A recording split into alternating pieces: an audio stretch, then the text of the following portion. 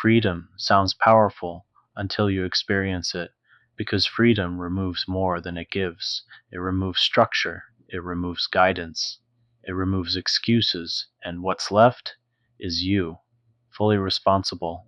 No one to follow, no one to blame, no clear path to rely on, just decisions that define everything, and that's the part no one advertises. Because freedom doesn't feel like expansion at first, it feels like standing alone with the weight of your own life. You say you want freedom, but if you were truly free, you might not recognize yourself. Because the uncomfortable truth is this: most people don't actually want freedom, they want relief from discomfort while keeping the same identity that created it. Freedom sounds beautiful in theory, it feels like space, possibility, control. But in reality, freedom removes something most people depend on without realizing it: excuses, structures, expectations. When those disappear, something far more unsettling takes their place: responsibility, and not the external kind, deadlines, obligations, roles, but the internal responsibility of becoming someone without guidance, of choosing your life without being told who to be. That is where freedom stops feeling liberating and starts feeling heavy. Modern culture has carefully redefined freedom into something much easier to consume. Freedom is marketed as choice, more options, more flexibility, more independence. You can work from anywhere, be anything, build any life you want. On the surface, it looks like expansion, but underneath, something subtle is happening. We are being given endless choices without the psychological tools to navigate them. And so, instead of feeling free, many people feel overwhelmed, indecisive, lost in possibility. Because when everything is available, nothing feels meaningful. Choice without direction becomes noise, and noise is not freedom, it is confusion. So people begin to narrow their lives again, not consciously, but through habit. They follow trends, copy others, seek validation, because imitation feels safer than uncertainty, even if it quietly limits them, even if it traps them. At least it feels familiar. Carl Jung understood this paradox deeply. He believed that true freedom does not come from external independence, but from internal integration, from becoming aware of the unconscious forces shaping your decisions. Because what most people call freedom is often just unconscious behavior playing itself out. You are not what happened to you, you are what you choose to become, Jung suggested. But choice is only real when you are conscious of what is influencing you. Otherwise, you are not choosing, you are reacting, repeating patterns, living out inherited identities, and calling it freedom. This is the illusion, the one almost no one questions. Viktor Frankl approached this from another angle. After surviving extreme conditions, he came to a realization that cuts deeper than comfort. Between stimulus and response, there is a space. In that space is our power to choose our response. But that space is not easy to access because it requires awareness, and awareness removes the comfort of automatic living. It forces you to pause, to reflect, to confront, and most people are not prepared for that because no one teaches you how to live without unconscious patterns. We are taught how to succeed, not how to choose. So, what does real freedom actually require? It unfolds in stages, not externally, but internally, and each stage is more uncomfortable than the last. The first stage is illusion. This is where most people believe they are already free. They make choices, they express opinions, they pursue goals, and it all feels personal. But beneath that, their decisions are shaped by something deeper: social conditioning, fear of rejection, need for approval, unexamined desires. They think they are choosing their path, but in reality, they are following invisible scripts, scripts they did not write, scripts they never questioned. Imagine someone scrolling late at night, switching between apps, consuming content, comparing their life to others. It feels like choice, but nothing about it is intentional. It is automatic, predictable, and quietly controlling. This is the first realization. Much of what feels like freedom is actually habit. The second stage is awareness. This is where things begin to shift, but not comfortably, because now you start noticing patterns. You see how often you act out of fear instead of intention, how often you avoid discomfort instead of facing it, how often your choices are reactions, and this creates tension because once you see it, you cannot unsee it. Imagine sitting alone in a dimly lit room. No distractions, no noise, just your thoughts, and for the first time you begin to question them. Is this what I actually want, or just what I've learned to want? That question alone can destabilize everything because it removes certainty. It opens space, and space can feel like emptiness. But this emptiness is not a problem, it is the beginning of something real. As Nietzsche once wrote, he who fights with monsters should look to it that he himself does not become a monster.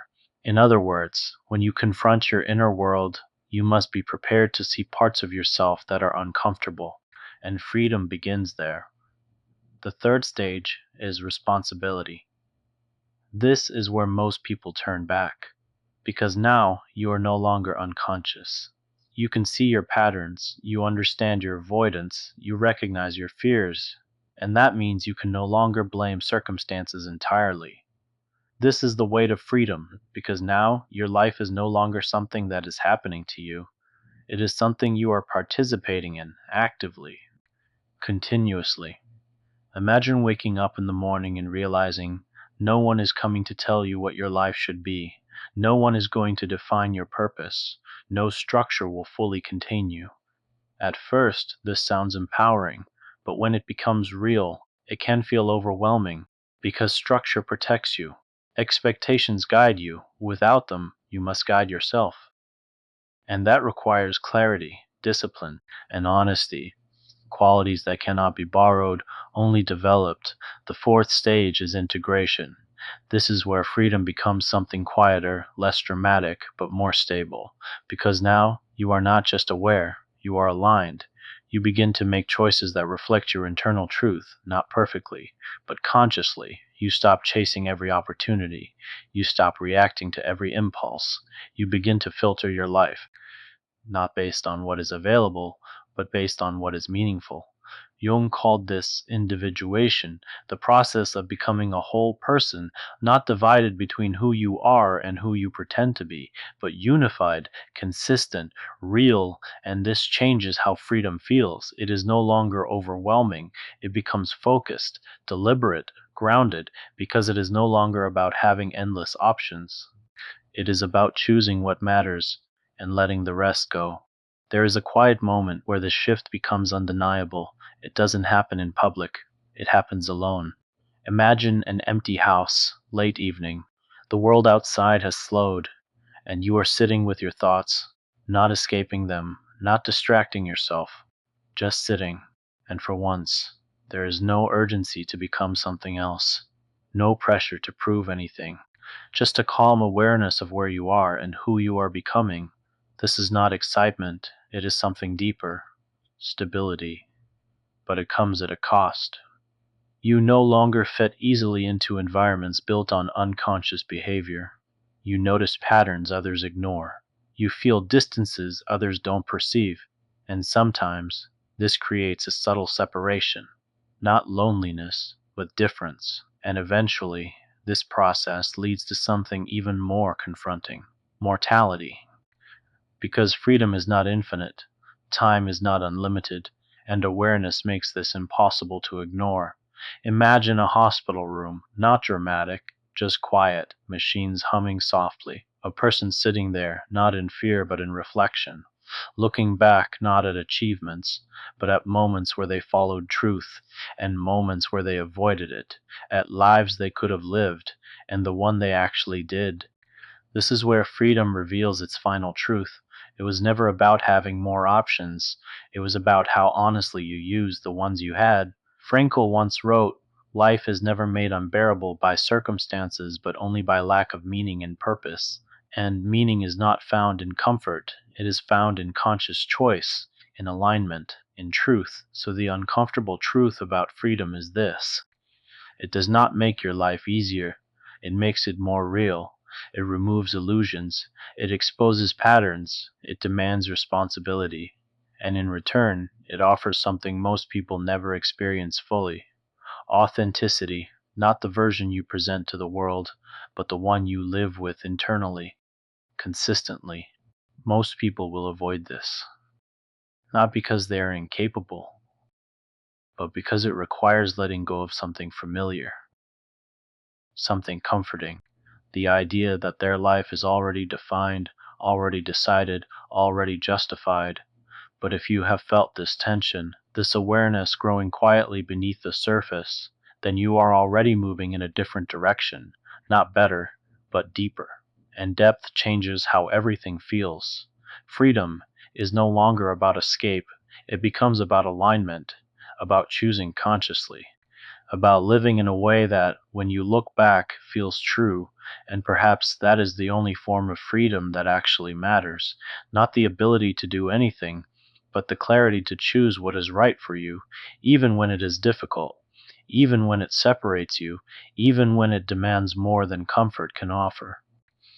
So if this reflection stayed with you, if it made something clearer or perhaps more uncomfortable, then don't rush to resolve it. Hope is a good thing. Sit with it, let it unfold, because awareness is not the end, it is the beginning. And if you choose to continue exploring these deeper layers of the mind, consider staying connected and sharing this with someone who might also be quietly searching for something more real.